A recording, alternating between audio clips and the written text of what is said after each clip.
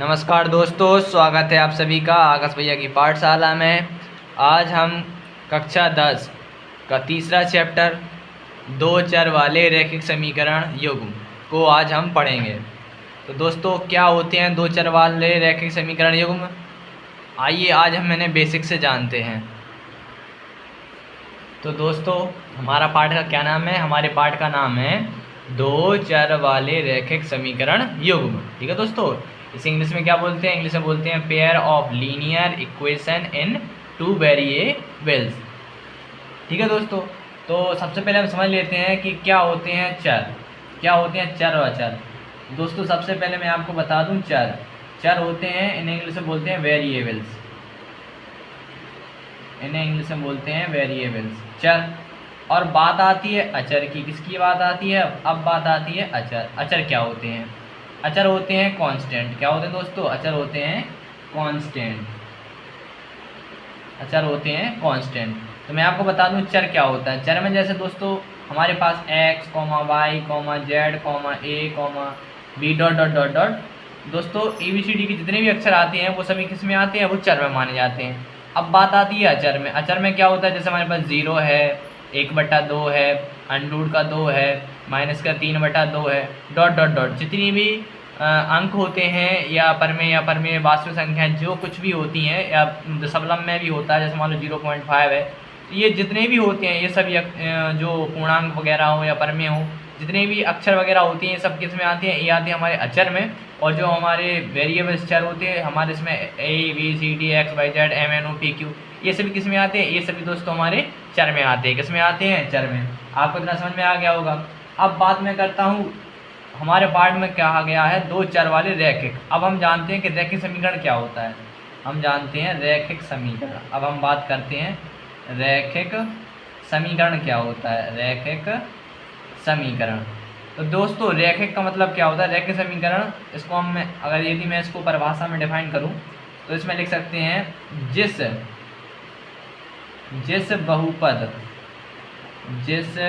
बहुपद पर घात एक हो उसे रैखिक बहुपद कहते हैं। क्या कहते हैं दोस्तों? उसे रैखिक बहुपद कहते हैं। ठीक है दोस्तों, अब एग्जाम्पल ले लेते हैं हम इसका हम एग्जाम्पल ले लेते हैं। एग्जाम्पल जैसे मैंने ले लिया 2x + ky बराबर में 5। इसमें क्या है दोस्तों? इसमें देखो जो बहुपद है हमारा, इसमें मैक्सिमम कितनी घात है? इसमें मैक्सिमम 1 घात है। और जो बहुपद वगैरह है, बहुपद क्या होता है? बहुत सारे पदों से मिलकर बहुपद बनता है। ए में आपको सेकंड चैप्टर में हम पढ़ चुके हैं। ठीक है दोस्तों, तो ये आपको समझ में आ गया होगा कि जिस बहुपद पर घात 1 हो उसे रैखिक बहुपद कहते हैं। ठीक है दोस्तों, और रैखिक बहुपद का व्यापक रूप क्या होता है? रैखिक बहुपद का व्यापक रूप क्या दोस्तों? रैखिक बहुपद का व्यापक रूप, रैखिक बहुपद का व्यापक रूप होता है दोस्तों AX + B। क्या होता है? AX + B बराबर में 0। ये हमारा रैखिक समीकरण का क्या होता है? व्यापक रूप होता है। ठीक है दोस्तों, अब इसमें क्या होता है? जैसे हमारे पास कोई समीकरण आ गया, हमारे पास जैसे मैंने एक और एग्जांपल ले लिया समीकरण, मेरे पास यदि है 3m - 2y बराबर में 7। तो दोस्तों इसमें मैं आपको बता दूं कि इसमें क्या गुणांक होते हैं और क्या अचर पद। तो इसमें दोस्तों जो m और y के साथ जो अक्षर दे रहे हैं, यानी 3 और -2, ये जो होते हैं दोस्तों इन्हें बोलते हैं गुणांक। क्या बोलते हैं दोस्तों? इन्हें बोलते हैं गुणांक। और ये बराबर में जो हमारा 7 है इसे बोलते हैं अचर पद। क्या है दोस्तों? ये हमारा अचर पद। ये जो हमारा समीकरण है इसका व्यापक रूप क्या होता है? समीकरण का व्यापक रूप, समीकरण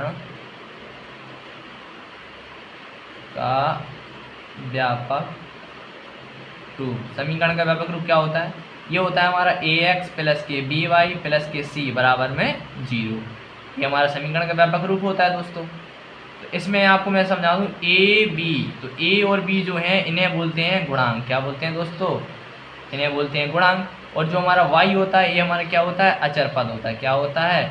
ये हमारा होता है अचर पद। ठीक है दोस्तों, और इसमें जो कुछ शब्द हैं जिसका शब्दों का आपको मतलब समझना चाहिए, जैसे कि हमारे पास दिया है पाठ के नाम में, इसमें लिखा है दो चर, क्या लिखा है इसमें, लिखा है दो चर। इसमें दो चर का क्या मतलब होता है जानते हैं इसे भी, दो चर, दो चर। तो दो चर मतलब क्या होता है, टू वेरिएबल्स, इसको क्या बोलते हैं इंग्लिश में, टू वेरिएबल्स। टू वेरिएबल्स का मतलब क्या होता है, हमारे पास समीकरण है 3x माइनस के 2y बराबर में 7। तो इसमें दो चर हैं, एक चर क्या हो गया हमारा y है, और एक चर क्या है हमारा, सॉरी एक चर हमारा m है, और दूसरा चर क्या है हमारा y। यानी हमारे पास दो चर होना चाहिए, क्या होना चाहिए, दो चर। जैसे मैंने एग्जाम्पल ले लिया x, y, और इसमें एक शब्द दे रहे हैं रैखिक, क्या दे रहे हैं शब्द रैखिक। तो रैखिक का मतलब क्या होता है, रैखिक, तो रैखिक का मतलब होता है घात एक होना, क्या होना, घात एक होना, कितना होना, घात एक होना। ठीक है दोस्तों। और इसमें एक शब्द दे रहा है युग्म, क्या दे रहे हैं दोस्तों, युग्म। इसमें एक शब्द दे रहे हैं युग्म। युग्म का मतलब क्या होता है, युग्म का मतलब होता है जोड़ा, क्या होता है दोस्तों, जोड़ा। इसमें जैसे इस युग्म लिखा है, युग्म का मतलब क्या होता है, जोड़ा, किन्हीं दो पदों का जोड़ा। ठीक है दोस्तों, इतना आपको समझ में आ गया। अब हम बात, इसमें एक टॉपिक आता है रेखा, क्या आता है दोस्तों, इसके अंदर एक टॉपिक आता है हमारा रेखा, एक टॉपिक आता है हमारा रेखा के प्रकार। क्या आता है दोस्तों, एक टॉपिक आता है रेखा के प्रकार। रेखा कितने प्रकार की होती है दोस्तों, हमारा ये टॉपिक है रेखा के प्रकार, इसे बोलते हैं types of line, types of line. ठीक है दोस्तों। तो जो रेखा होती है, रेखा तीन प्रकार की होती है, कितने प्रकार की होती है दोस्तों, रेखा तीन प्रकार की होती है। एक होती है प्रतिच्छेद रेखा, क्या होती है, एक होती है हमारी प्रतिच्छेद रेखा, क्या होती है, प्रतिच्छेद रेखा। और एक होती है दोस्तों हमारी समांतर रेखा, क्या होती है, समांतर रेखा। ठीक है दोस्तों। और तीसरी होती है हमारी संपाती रेखा, कैसी होती है, संपाती रेखा। ठीक है दोस्तों। तो जानते हैं समांतर रेखा क्या होती है। समांतर रेखा को हम जैसे कि जस्ट एग्जाम्पल के तौर से समझें, तो समांतर रेखा क्या होती है, जब दो रेखाएं, जैसे मान लो एक रेखा ऐसी गई, ये रेखा हमारी L है और एक रेखा ये क्या है हमारी M है। तो जब दो रेखाएं आपस में एक तीसरे बिंदु पर प्रतिच्छेद करती हैं, जैसे मान लो यहाँ पर O मान लिया हमने, जब दो रेखाएं एक दूसरे को प्रतिच्छेद करती हैं तो उसे क्या बोलते हैं दोस्तों, प्रतिच्छेद रेखाएं बोलते हैं, क्या बोलते हैं, प्रतिच्छेद रेखाएं। और समांतर रेखा की बात करते हैं, तो समांतर रेखा कौन सी रेखा होती है, जब दो रेखाएं, जैसे मान लो मैंने ली एक रेखा मान ली M है और दूसरी रेखा क्या है दोस्तों, N है।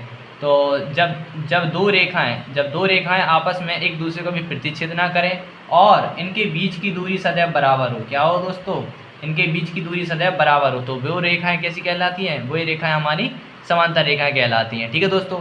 अब बात आती है संपाती रेखा की। संपाती रेखा कौन सी रेखा होती है, संपाती रेखा वह रेखा होती है जब एक ही रेखा पर बहुत सारे रेखाएं उपस्थित हो। जैसे मान लो एक ये रेखा जो है हमारे पास L रेखा है, इसी पर ही M N O P Q सभी रेखाएं, इसी के ही ऊपर क्या है दोस्तों, बहुत सारी रेखाएं उपस्थित हो, यानी इसी के ऊपर क्या है दोस्तों, बहुत सारी रेखाएं उपस्थित हो। तो इस प्रकार की रेखा क्या कैसी कहलाती है, संपाती रेखा कहलाती है। क्या कहलाती है दोस्तों, संपाती रेखा।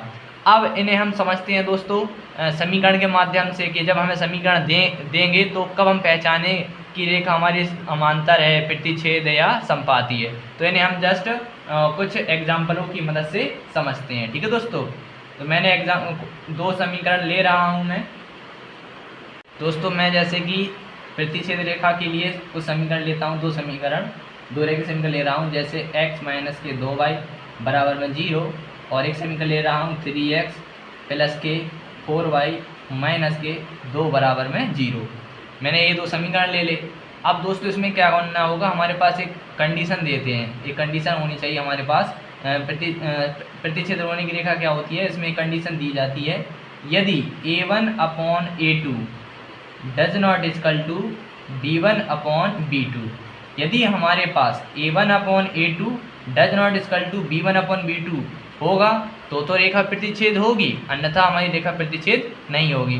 तो अब इन्हें हम क्या करेंगे दोस्तों, इनके जो हमारे पास जो समीकरण हमें प्राप्त हुआ है x माइनस के y बराबर 0 और 3x प्लस के 4y माइनस के 2 बराबर में 0, तो इनके जो गुणांक होंगे, इन जो हमारे देखे समीकरण है, इनके जो गुणांक होंगे, जैसे हमारे पास मैं बताया था x प्लस की b प्लस के c बराबर, तो इनके जो गुणांक होते हैं, यदि इनके गुणांकों का अनुपात आपस में a1/a2 does not equal to b1/b2 नहीं आता है तो हमारी रेखा कैसी हो जाएगी, प्रतिच्छेद हो जाएगी। तो दोस्तों कैसे पहचानेंगे, तो इसमें हम देख सकते हैं कि इसमें x का गुणांक कुछ नहीं है तो क्या मानते हैं दोस्तों, इसमें हम 1 क्या मानते हैं 1।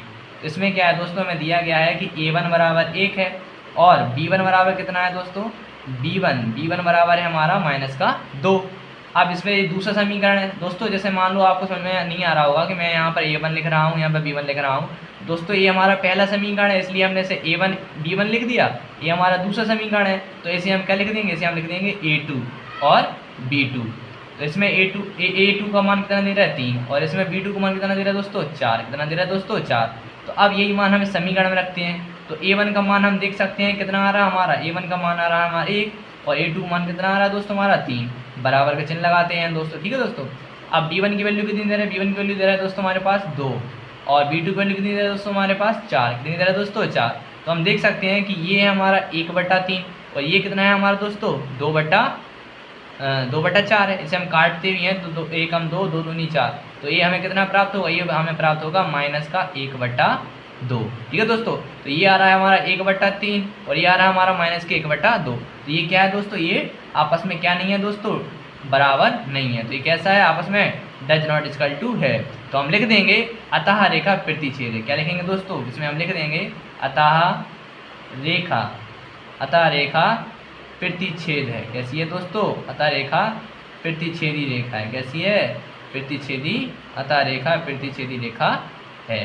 ठीक है दोस्तों, इतना आपको समझ में आ गया। अब दूसरा वाला सवाल समझते हैं। दूसरी में क्या कहा, दूसरे में कहा गया है समांतर रेखा। क्या कहा गया है दोस्तों, समांतर रेखा। अब समांतर रेखाएं कब होती हैं दोस्तों, तो इसकी एक कंडीशन होती है।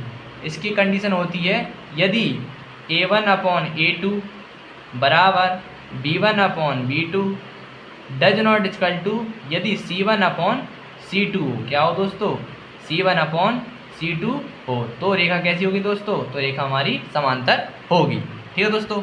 इसके में मैं कुछ एग्जांपल ले लेता हूँ दोस्तों। इसके लिए मैं एग्जांपल लेता हूँ, जैसे मैंने समीकरण ले लिया पहला x + के 2y - के 4 बराबर में 0 और दूसरा समीकरण मैंने ले लिया 2x + के 4y और -के 12 बराबर 0। मैंने समीकरण ले लिया। ठीक है दोस्तों।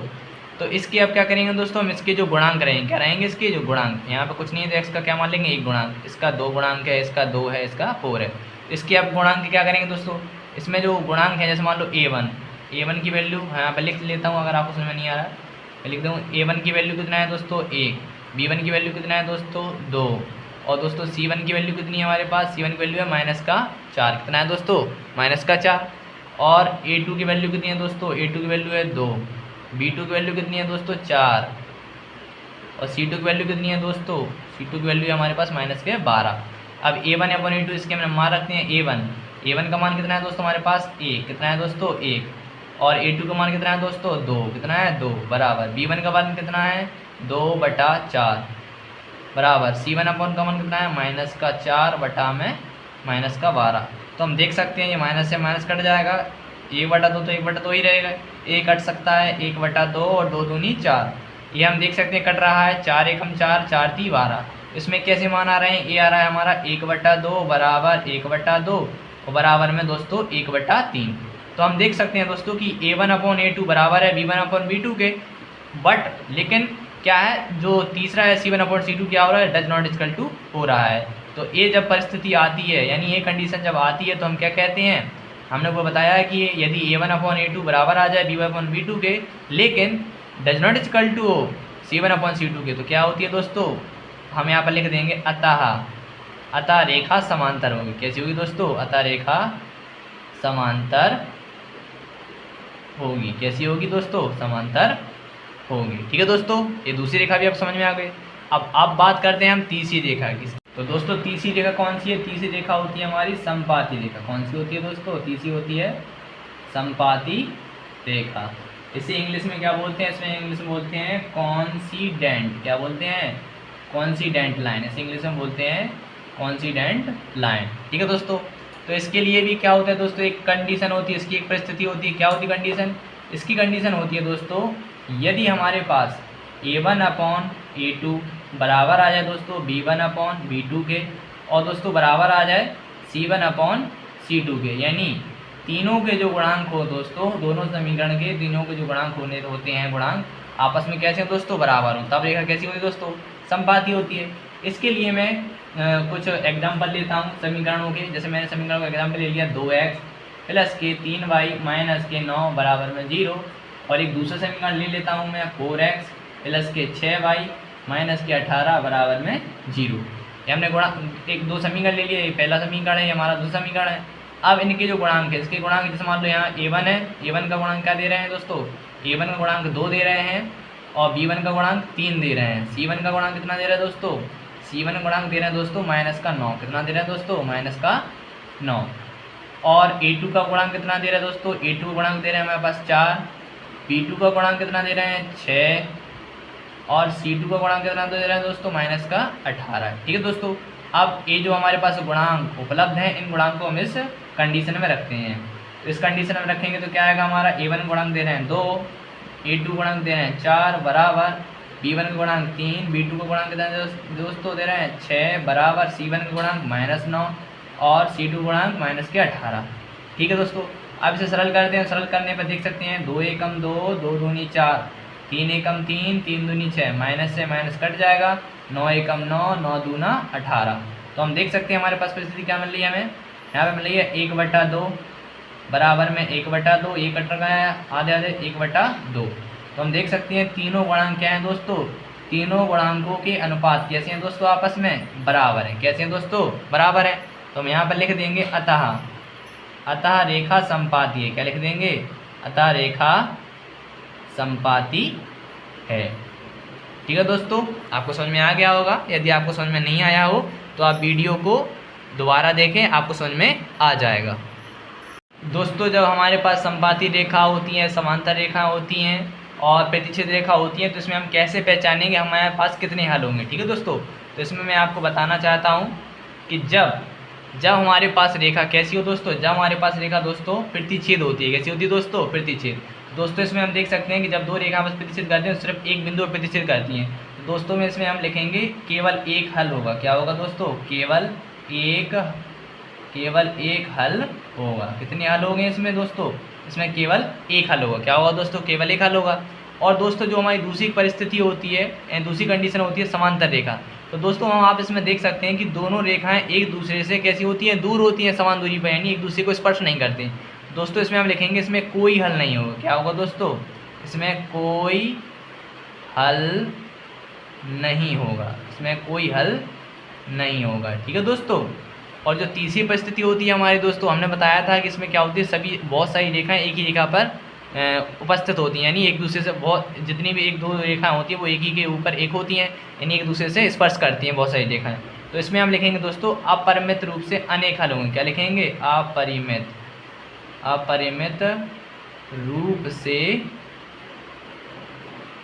अनेक हल होंगे, अनेक हल होंगे। ठीक है दोस्तों, ये हमें पूछा जाता है प्रश्नों में। ठीक है दोस्तों, अब आपको समझ में आ गया होगा प्रतिच्छेद रेखा क्या होती है, समांतर रेखा क्या होती है और संपाती रेखा क्या होती है।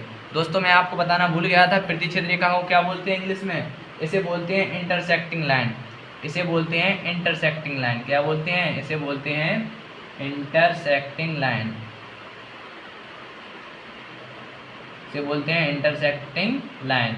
और जो हमारे पास समांतर रेखा होती है इसको बोलते हैं पैरेलल लाइन। क्या बोलते हैं दोस्तों, पैरेलल लाइन।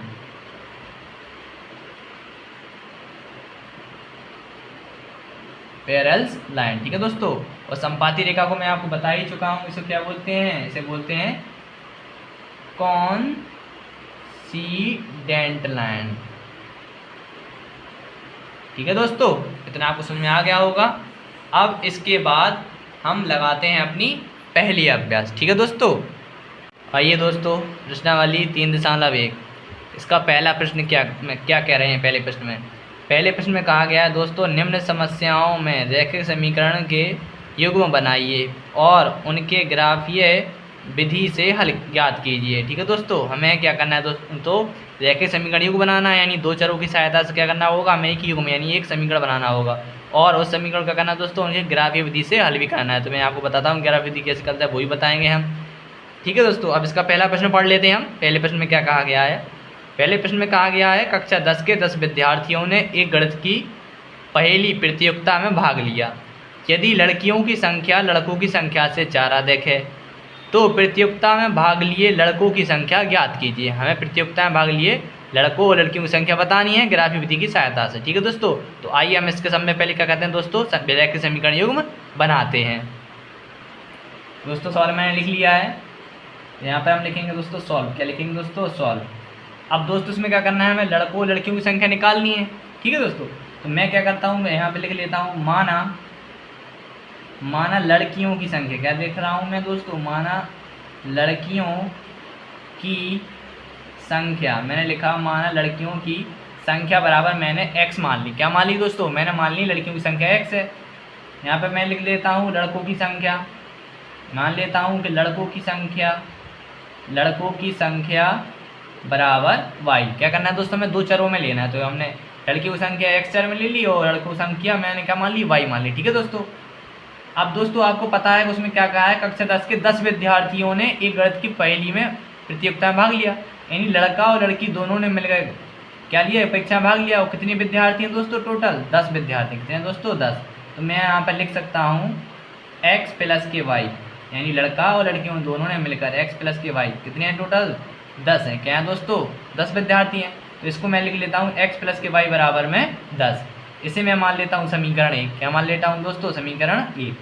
अब इसमें मैं लिखता हूँ प्रश्नानुसार। क्या लिखता हूँ दोस्तों, इसमें मैं लिखता हूँ प्रश्नानुसार। क्या लिख रहा हूँ, प्रश्नानुसार। अब प्रश्नानुसार में क्या लिखेंगे दोस्तों, उसमें कहा गया है कि यदि लड़कियों की संख्या लड़कों की संख्या से 4 अधिक है। जब भी इस प्रकार की परिस्थिति आए दोस्तों, क्या करते हैं हम, जो भी लड़कों की संख्या हो या लड़कियों की संख्या, दोनों की संख्या को हमेशा आप बराबर कर लीजिए। क्या कर लीजिए दोस्तों, बराबर कर लीजिए।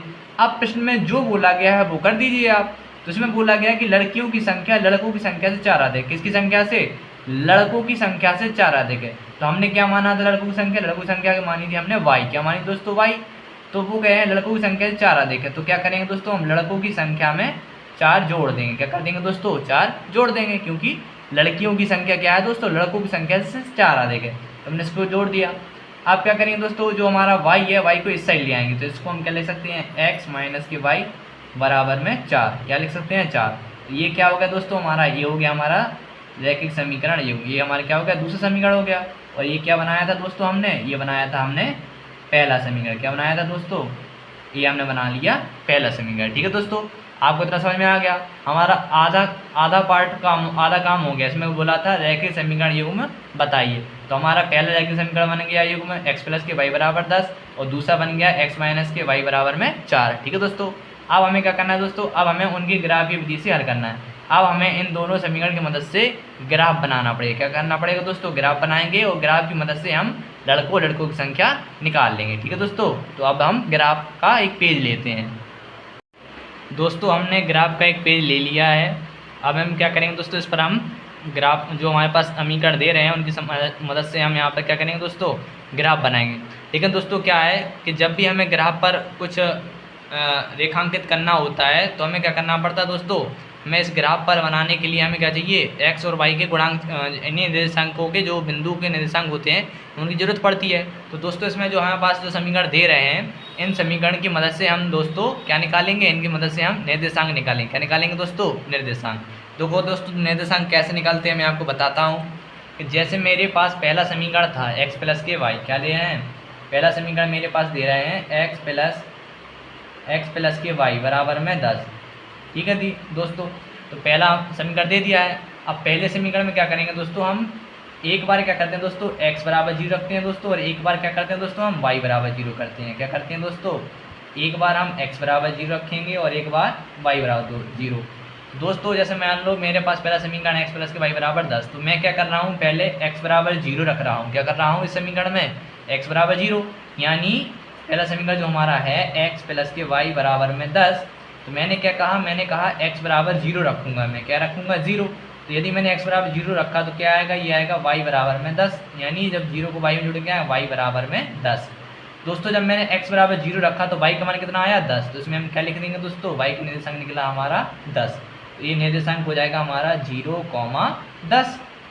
ठीक है दोस्तों, अब मैं क्या करता हूँ, अब मैं दूसरे इसी समीकरण में y बराबर 0 रख रहा हूँ। क्या रख रहा हूँ, y बराबर 0। ठीक है, अब जब मैंने इसी समीकरण में x प्लस के y बराबर में 10, जब मैंने y बराबर 0 रखा, तो जब मैं y बराबर 0 रखूँगा तो x बराबर कितना आएगा, x प्लस 0, y के जहाँ मैंने रखा 0 बराबर में 10, तो x बराबर कितना आया दोस्तों, 10। कितना आया, 10 आया। y बराबर जब मैंने 0 रखा तो x का निर्देशांक कितना निकला, 10। यहाँ पर कितना आएगा दोस्तों, 10। तो यहाँ पर हमारे निर्देशांक निकल जाएगा 10,0। आपने पढ़ा होगा कक्षा 9 में कि जो कोई भी निर्देशांक होते तो क्या होते हैं दोस्तों, भुज कॉमा कोटि। जो भुज होता है वो चलता है x अक्ष पर, जो कोटि होती है वो चलती है y अक्ष पर। ठीक है दोस्तों। अब हमारा दूसरा समीकरण क्या है, दूसरा समीकरण है हमारा x माइनस के y बराबर में 4। तो इसमें भी हम क्या करेंगे, इसमें भी हम एक बार x बराबर 0 रखेंगे और एक बार y बराबर 0। क्या करेंगे दोस्तों, एक बार हम x बराबर 0 रखते हैं, एक बार y बराबर 0। तो मैंने क्या किया, मैंने पहले x बराबर 0 रखा इस दूसरे समीकरण में। दूसरे समीकरण क्या दे रहे हैं, x माइनस के y बराबर में 4। मैंने x बराबर रखा 0, तो x यहाँ रखूँगा 0 माइनस के y बराबर में 4। दोस्तों तो जो है इसमें क्या आएगा, माइनस के y बराबर क्या आ रहा है दोस्तों, 4। तो ये माइनस का चिन्ह है, इसमें हम संख्या की तरफ लिख देते हैं, तो इसमें लिख देंगे y बराबर -4। दोस्तों जब हमने x बराबर 0 रखा तो y का निर्देशांक कितना निकला, -4। तो ये हमारा निर्देशांक हो जाएगा 0, -4। ये निर्देशांक हो गया। अब इसी समीकरण में मैं क्या करता हूँ, y बराबर 0 रखता हूँ दूसरे समीकरण में, x माइनस के y बराबर में 4। मैंने क्या किया, y के यहाँ पर 0 रखा तो x माइनस 0 बराबर में 4। तो x का निर्देशांक कितना निकलेगा, x बराबर में 4, यानी x की जगह पर आएगा हमारा 4। तो ये निर्देशांक क्या हो जाएगा दोस्तों, ये हो जाएगा हमारा 4,0। क्या हो गया दोस्तों, ये हो गया हमारा 4,0। अब हमारे पास दोस्तों ये जो निर्देशांक है इसको मैं बोल देता हूँ बिंदु P मान लेता हूँ, इसको Q मान लेता हूँ, इसको R मान लेता हूँ, इसको S। दोस्तों अब हमारे पास ये जो 4 निर्देशांक हैं, इन 4 निर्देशांकों को अब हम ग्राफ पर रेखांकित करेंगे। उसकी मदद से हम लड़कों और लड़कियों की संख्या आसानी से निकाल सकते हैं।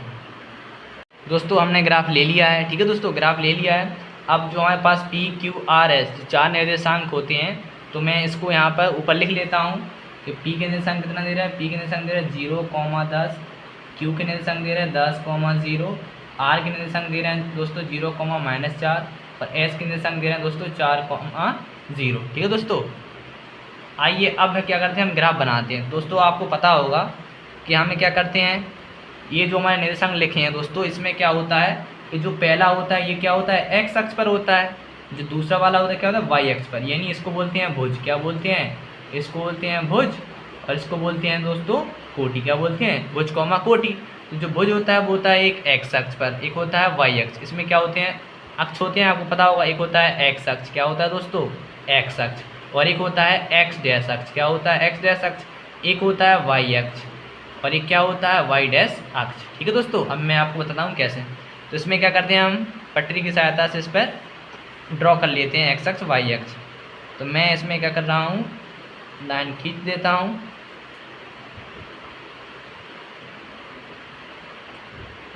मैंने एक लाइन खींच ली, ठीक है दोस्तों। इसको मैंने बोल दिया x अक्ष। क्या बोल दिया, इसको बोल दिया मैंने x अक्ष। ठीक है दोस्तों, सॉरी, ये होता है हमारा y अक्ष। क्या होता है, y अक्ष। अब इसमें हम यहाँ से एक लाइन ड्रॉ कर देंगे।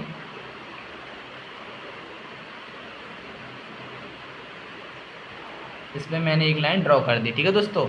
अब यहाँ से समझते हैं, ये होता है हमारा बाईं तरफ x अक्ष। क्या होता है दोस्तों, ये होता है हमारा x अक्ष और दाईं तरफ होता है हमारा x डैश अक्ष। क्या होता है दोस्तों, x डैश अक्ष। ये होता है प्लस की दिशा में, ये होता है दोस्तों माइनस की दिशा में। ऊपर ये जो होता है ये होता है y अक्ष, ये होता है प्लस की दिशा में। और एक जो नीचे होता है इस साइड, ये जो नीचे होता है ये होता है हमारा y डैश अक्ष, ये होता है हमारी माइनस की दिशा में। किसकी दिशा में दोस्तों, माइनस की दिशा में। ठीक है दोस्तों। अब हमारे पास दोस्तों देखो निर्देशांक दिए गए हैं। इसमें मैक्सिमम निर्देशांक कितना गया है, ज़्यादा से ज़्यादा निर्देशांक दोस्तों हमारा 10 है। कितना है दोस्तों, 10। तो इसमें क्या करता हूँ मैं, इसमें ये जो इसका जो खाना है इसको मैं 1 मान लेता हूँ। क्या मान लेता हूँ दोस्तों, ये। इसको मैंने लिख लिया 1, इसको मैंने लिख लिया 2, इसको मैंने लिख लिया 3, इसको मैंने लिख लिया 4, इसको लिख लिया मैंने 5, इसको लिख लिया मैंने 6, इसको लिख लिया मैंने 7, इसको लिख लिया मैंने 8, इसको लिख लिया मैंने 9, इसको लिख लिया मैंने 10 और एक ज़्यादा ले लेते हैं 11, एक और ज़्यादा लेते हैं दोस्तों 12। क्या ले लिया दोस्तों मैंने, 12। इतना समझ में आ गया। इसी के यानी हमारे पास ये जो पूरा है, जो इसका जो पूरा खाना है, इसको मैं आधे आधा पार्ट मान लेता हूँ। इसको मैंने मान लिया 1, इसको 2, इसको मैंने मान लिया 3, इसको मैंने मान लिया 4, इसको मान लिया मैंने 5, इसको मान लिया मैंने 6, इसको मान लिया मैंने 7, इसको मान लिया 8, इसको 9, इसको 10, ठीक है दोस्तों। इसको मैंने मान लिया 11, इसको मान लिया मैंने 12। अब x डैश अक्ष पर मानेंगे, इसको मैंने माना -1, इसको -2, इसको मान लिया मैंने -3, इसको मान लिया मैंने -4, इसको मान लिया मैंने -5। इसी प्रकार हम बाई डैश अक्ष पर इसको लिखेंगे -1, इसको -2, इसको -3, इसको लिखेंगे हम -4, इसको -5, इसको लिखेंगे हम -6। ठीक है दोस्तों, हमने इतने निर्देशांक ले लिए हैं। अब देखते हैं निर्देशांक। तो जो हमारा पहला पी निर्देशांक था, पी निर्देशांक क्या है दोस्तों? 0,10। दोस्तों 0 जो होता है ऐसे होता है मूल बिंदु, ये बीच में होता है 0। तो पहला निर्देशांक दे रहा है 0, एक्स अक्ष पर 0 यानी 0 यहाँ पे। फिर वाई अक्ष पर 10, तो वाई अक्ष पर 10 गिनते हैं 1 2 3 4 5 6 7 8 9 10। ये हमारा 10 कहाँ है दोस्तों? ये हमारा 10 है। ठीक है, अब टी क्यू बिंदु पे जाइए, इसमें लिखा है 10,0 यानी एक्स अक्ष पर 10 है प्लस की दिशा में, और वाई अक्ष पर कितना है 0। तो एक्स अक्ष की प्लस की दिशा में 10 कहाँ है? ये है हमारा 10। ठीक है दोस्तों, अब इसमें इसके बाद क्या करते हैं दोस्तों? हमने पहली जो रेखा थी इसके निर्देशांक लिख लिए। अब क्या करना है दोस्तों? ये जो बिंदु है हमारे, इन दोनों बिंदुओं को दोस्तों में मिला देना है। क्या कर देना है दोस्तों? इन दोनों बिंदुओं को हम मिला देंगे। क्या कर देंगे? मिला देते हैं। इन दोनों बिंदुओं को मैंने मिला दिया। क्या कर दिया? मिला दिया। ठीक है दोस्तों, अब दूसरी रेखा जो थी, दूसरी रेखा के बिंदुओं को मिलाएंगे। क्या लिखा? 0, -4 यानी ये एक्स अक्ष पर, ये है वाई अक्ष पर, ये माइनस की दिशा में वाई अक्ष पर। तो माइनस की वाई अक्ष की दिशा ये है इसमें -4 कहाँ आएगा दोस्तों? यहाँ पे। और x तो क्या है हमारा? 0 यानी बीच में रहेगा। अब दूसरा है हमारा 4,0 यानी प्लस की दिशा में 4, एक्स अक्ष पर 4 और वाई अक्ष पर 0। तो एक्स अक्ष की प्लस की दिशा कहाँ है दोस्तों? ये है हमारी प्लस की दिशा, ये है 4। अब क्या करेंगे दोस्तों? इन जो दोनों बिंदु के निर्देशांक है, ये वाला और ये वाला, बाकी तो 0 0 था, इसको और इसको क्या करेंगे दोस्तों? मिला देंगे। क्या करेंगे दोस्तों? इसको और इसको हम मिला देंगे।